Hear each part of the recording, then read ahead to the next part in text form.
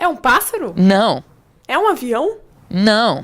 É o Super-Homem? Também não. Então é o Batman? É quase isso, mas não. São os morcegos. Quer saber mais sobre eles? Confira agora na nossa Bate-reportagem. Solta a vinheta.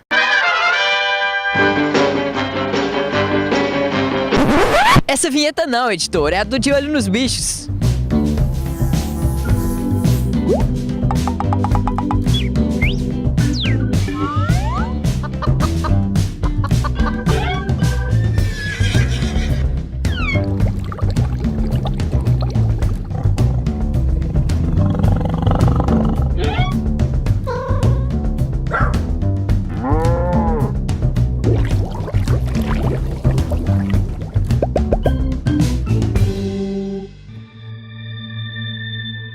Brincadeiras à parte, o que você sabe sobre os morcegos? Cercados de mitos, eles são mamíferos assim como nós.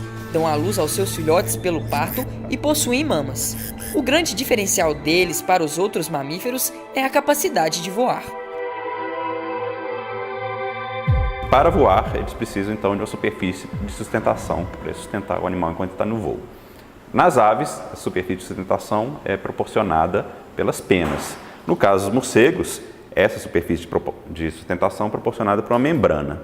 Essa membrana ela é sustentada pela mão dos morcegos. Então, quando você olha a asa de um morcego, na verdade, o que você está vendo, né? Aqui tem o antebraço, né? Aqui é o braço e aqui é o polegar. Então, é como se fosse uma mão, né? Aqui é o polegar livre e esses outros 4 dedos, eles são ligados por uma membrana. Eles são muito compridos e ligados por uma membrana, né? E essa membrana que proporciona a superfície de sustentação para o animal enquanto ele está voando. Os membros posteriores estão incluídos dentro dessa membrana e significa que eles não são livres. Os morcegos não conseguem fazer algo que as aves fazem, que é fechar as asas e pousar com seus membros posteriores livres. Como consequência disso, né, como os morcegos não conseguem fazer isso, a maneira que os morcegos têm de pousar é se pendurar.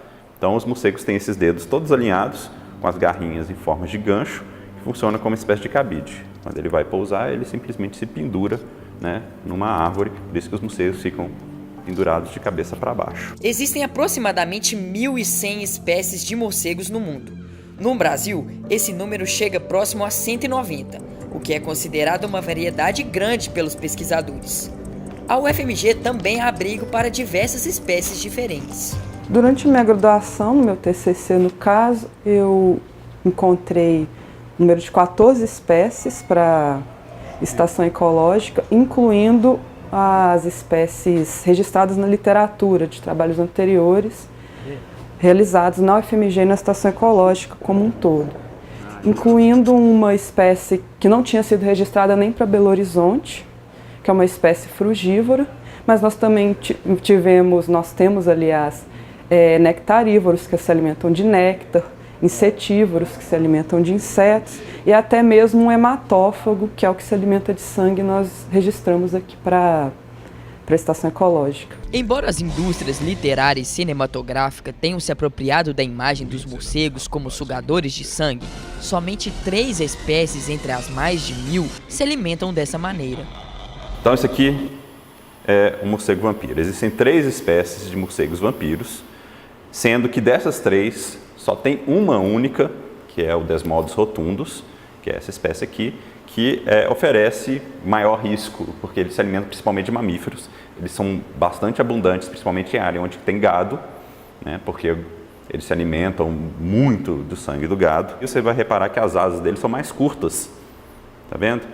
E que os membros posteriores eles são maiores, inclusive o polegar é bem mais comprido.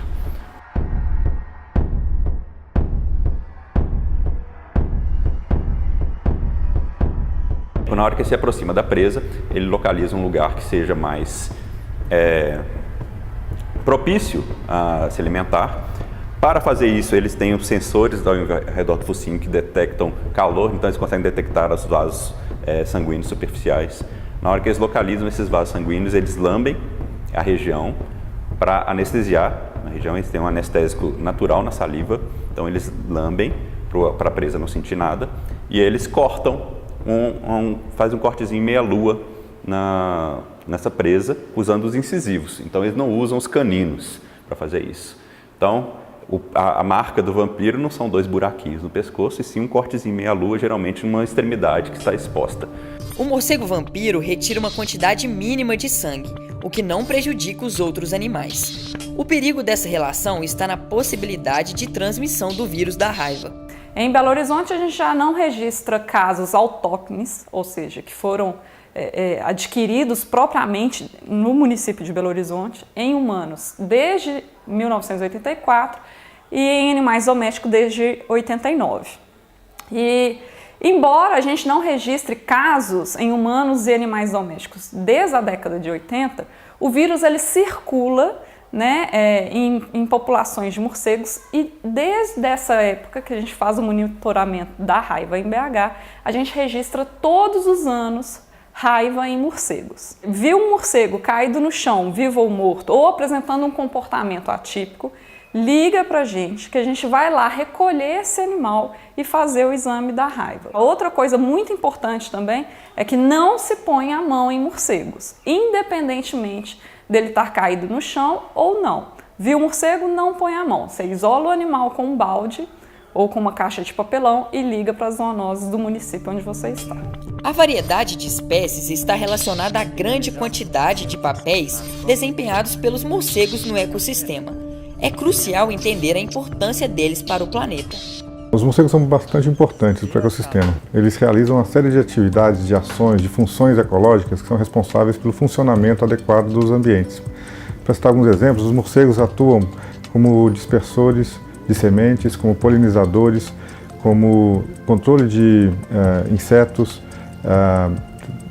Os morcegos, então, atuam de maneira bem diversificada, em função, inclusive, da alta diversidade de espécies que nós temos no Brasil. Várias das espécies listadas como ameaçadas de extinção no Brasil usam cavernas como abrigos, e elas estão ameaçadas por consequência do fato de que as cavernas estão desaparecendo. Então esse é um problema que tem que ser avaliado com cautela para a gente evitar uma perda de diversidade biológica em função da atividade humana. Se a gente tiver o desaparecimento de algumas dessas espécies de morcegos por extinção, primeiro que elas não voltam, e segundo que parte das funções ecológicas exercidas por essas espécies vão ser perdidas.